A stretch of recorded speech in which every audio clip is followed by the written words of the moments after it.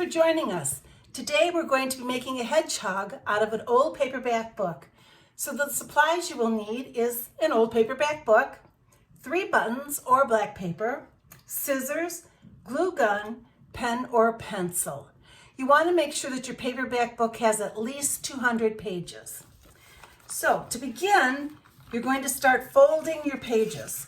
You're going to fold them in half, like so.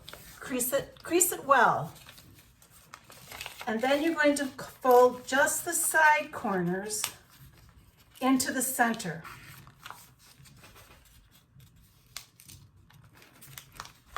So it looks like this. And this is what we're going to do through the whole book till we get to the end. So in half, crease it well, and then fold in these side corners to the center as best as you can. Just like this. Okay, that's how it starts. I'd like to pass a few tips on to you while you're folding. Make sure you fold all your paper going the same direction. So if you're going out this way, make sure they all go out that way, or you can fold it towards you, it doesn't matter. When you get to about this point, your pages start to bunch up and it makes it hard to fold. So you can use a clip of some sort to hold those pages together. Also, for your cover, what you'll do is you'll just trace out the pages like so and cut them off. And then that way, you'll have a nice sturdy base.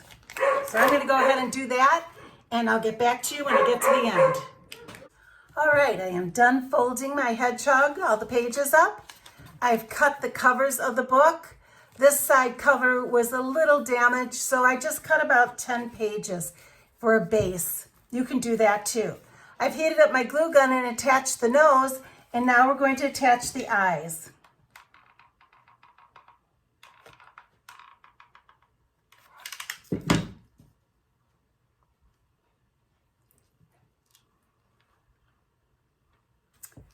There you have it. There's your cute hedgehog made out of a book. Thanks so much for watching.